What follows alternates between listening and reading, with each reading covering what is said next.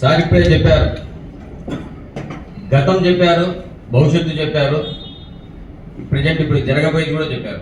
వాస్తవమే.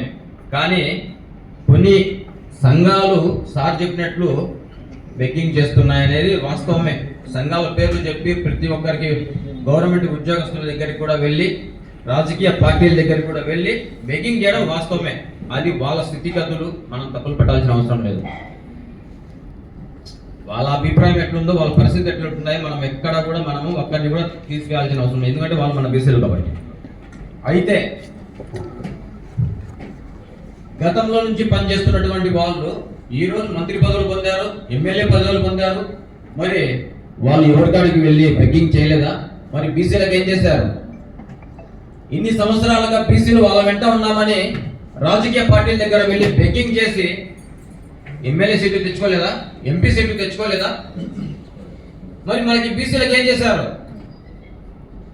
వాళ్ళ ఆస్తులు పెంచుకున్నాడు, వాళ్ళ కుటుంబ ఆస్తులు పెంచుకున్నారు, వాళ్ళకు ఒక బీసీ ఒక కార్డు వాడుకున్నాడు.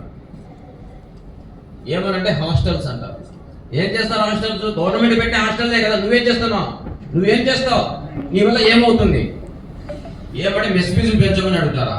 ఏమి ఈ పొద్దుకున్న రేపు నెల వేడావాడు ఖచ్చితంగా వేస్తాడు. లేకపోతే కనుక అక్కడ ఉన్నటువంటి వార్డెన్ ఇబ్బంది పడతాడు. పిల్లలకు తెచ్చి పెట్టాలి కదా, అప్పో చేసి.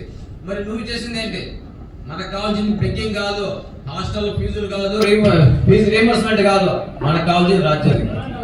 రాజ్యాధికారం కోసం ఇంతవరకు ఎందుకు పోరాడలేదు? మరి ఎంతసేపు ఉన్నా కూడా రిజర్వేషన్ రిజర్వేషన్ రిజర్వేషన్. ఎవరికి కావాలి రిజర్వేషన్? ఎందుకు రిజర్వేషన్? దానివల్ల ఎవరు ఉపయోగపడ్డారు? ఎవరికి ఉద్యోగాలు వచ్చాయి? ఒకరిని చూపించండి. నీకు ఓపెన్ లో రిజర్వేషన్ లో, ఓపెన్ లో నీకు సీట్ వస్తే, ఉద్యోగం వస్తే నీకు కుల దాంట్లో రిజర్వేషన్ లో చూపించి ఓపెన్ లో అమ్ముకుంటారు.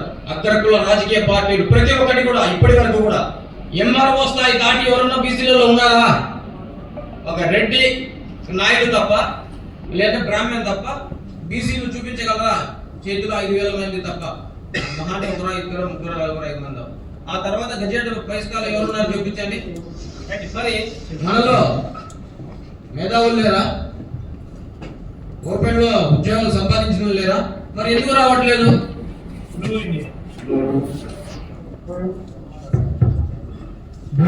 పార్టీ అధ్యక్షులు మన